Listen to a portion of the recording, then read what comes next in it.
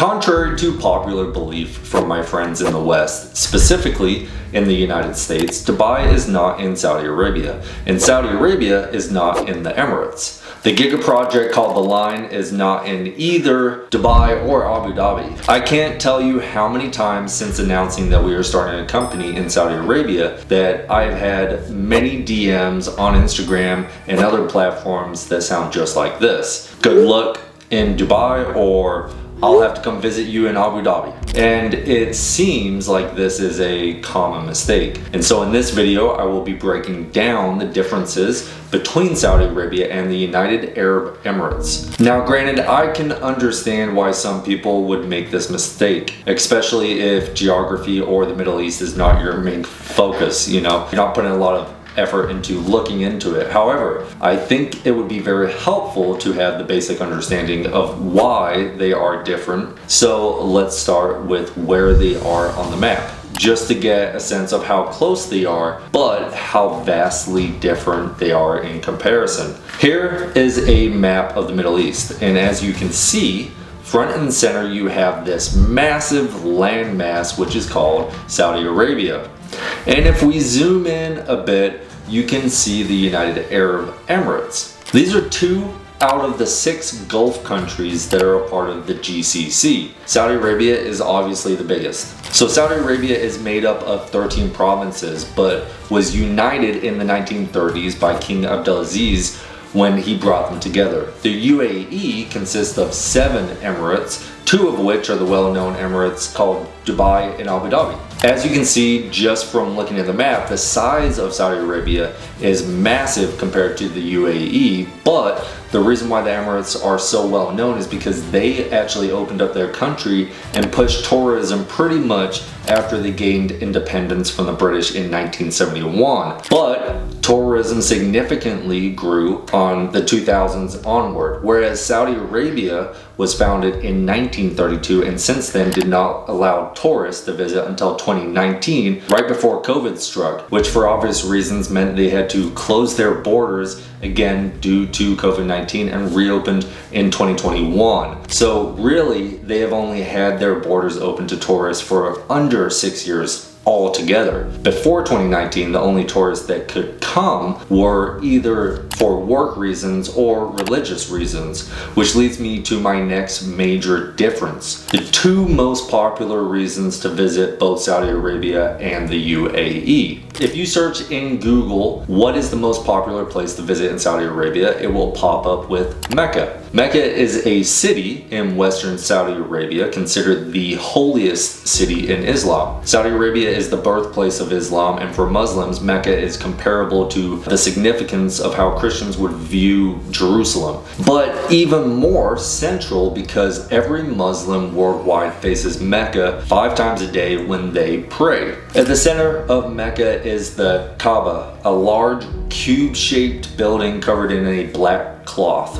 This structure is what you may see people walking around in circles. Think of it as the spiritual center point for nearly 2 billion Muslims worldwide. Mecca is most famous for the Hajj pilgrimage. Every able-bodied Muslim is required to go at least once in their lifetime if financially possible. It is considered a big deal if you can do it more than once in your lifetime. So you can imagine how important it is in Saudi Arabia. Now, before the kingdom was open to tourists, religious visas were the only thing available to perform Hajj and travel to Mecca, except for non-Muslims, which even to today, non-Muslims will not be allowed to enter Mecca. Personally, it is a place I'd actually love to visit once in my life because of the Great Mosque of Mecca. It is the most expensive building ever constructed with an estimated cost between $100 to $120 billion. The city alone is fascinating because in 2024, 19 million Muslims from around the world actually traveled to Mecca for religious purposes.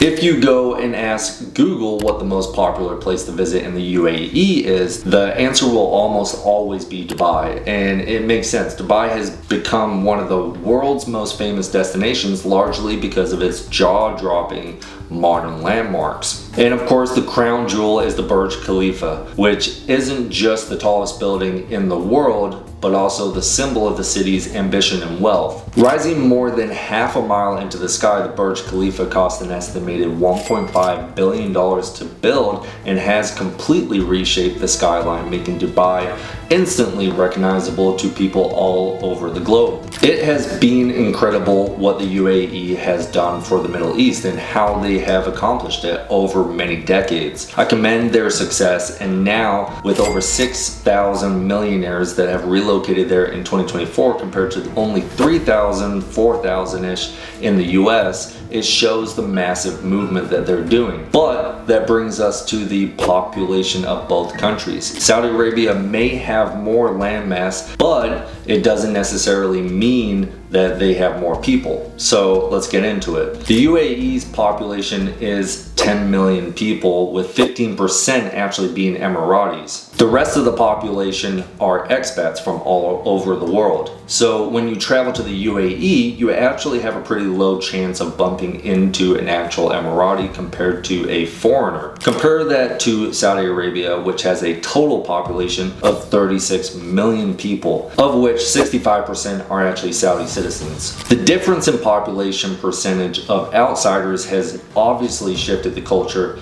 of the UAE very much, with it being known as a very progressive place in Dubai and a little bit more conservative in other Emirates. They even allow alcohol throughout the UAE compared to Saudi Arabia, which is completely dry. Everyone I have talked to in Saudi actually loves that this is a thing, and from personal conversations they don't want it to become legalized, which I can completely understand. So in the comments, tell me if you'd be okay with your country not legalizing alcohol. When it comes to wealth, both Saudi Arabia and the UAE are actually incredibly rich nations, but one clearly outpaces the other. If you take away the popularity of the countries and just look at the numbers, Saudi Arabia has the largest GDP in the Middle East, which sits around 1.1 trillion, whereas the UAE is the third on the list with a GDP of 550 billion, which is on par with actually Egypt, but because Egypt's population is 110 million,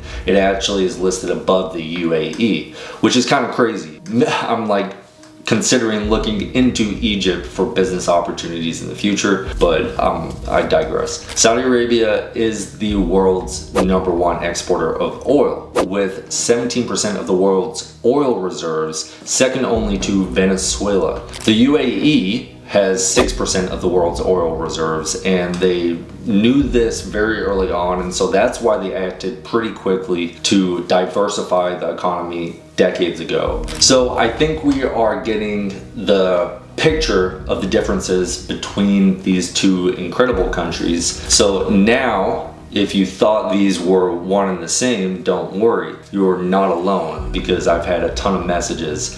But hopefully now you can point out the two countries on a map, and you can know Saudi Arabia is vastly different from the UAE and vice versa. And both countries hold significance, and both are really taking massive changes. But Saudi Arabia in population, landmass, GDP outpaces the UAE. So that's why I'm focusing on the kingdom and building a company there. So if you want to see more about the Middle East, specifically the incredible things happening in Saudi Arabia, check out this video because it might just blow your mind.